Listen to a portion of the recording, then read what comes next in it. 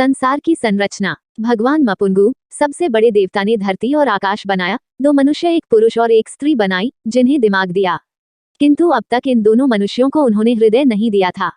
भगवान मपुंगु के 4 बच्चे थे, चंद्र, सूर्य, अंधकार और बरसात। उन्होंने चारों को एक साथ बुलाया और कहा, मैं अब निवृत्त होना चाहता हूँ, अतः मनुष्य अब कभी मुझे देख न सकेंगे।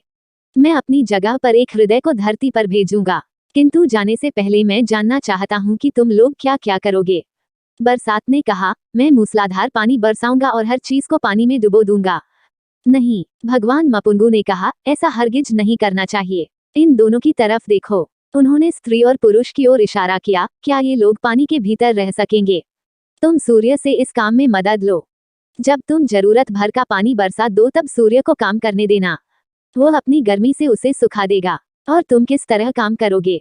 भगवान मपुंगु ने सूर्य, मैं चाहता हूँ मैं इतना तेज चमकूं कि मेरी गर्मी से सबसे पूछा जल जाएं। उनके दूसरे पुत्र सूर्य ने कहा, नहीं। भगवान मपुंगु ने कहा, यह होगा तो फिर मेरे बनाए इन मनुष्यों को भोजन कैसे मिलेगा?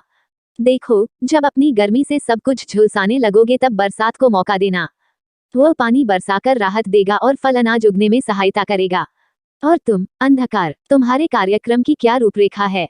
भगवान ने अंधकार से पूछा। मैं हमेशा हमेशा के लिए राज्य करना चाहता हूँ। अंधकार ने उत्तर दिया, दयालु बनो। भगवान ने सौम्य स्वर में कहा, क्या तुम मेरी इस अद्भुत रचना को खत्म कर देना चाहते हो? क्या तुम चाहते हो कि शेर, चीते, सर्प सब अंधेरे में घूमते रहें और मेरी बनाई दुनिया न देख सकें? चांद को भी कुछ करने का मौका दो, उसे धरती पर चमकने दो। जब वह चौथाई रह जाए तब पुनः तुम अपना साम्राज्य फैला सकते हो। मुझे काफी देर हो गई है, अब मुझे जाना चाहिए। और भगवान मपुंगु अंतर्धान हो गए। कुछ समय के बाद हृदय एक पतली सी झिल्ली से आवृत उनके पास आया। वह रो रहा था। उसने सूर्य, चंद्रमा, अंधकार और बरसात से पूछा, हमारे पिता भगवान मपुंगु कहाँ हैं? पिताजी चले गए। उन्होंने कहा, हम जानते भी नहीं हैं कि वे कहाँ गए। हाय, मेरी कितनी इच्छा थी कि उनके साथ उनमें लीन हो जाऊं, किंतु खैर, जब तक वे नहीं मिलते मैं आदमी में प्रवेश करूंगा और उसके माध्यम से पीढ़ी दर पीढ़ी ईश्वर को खोजूंगा।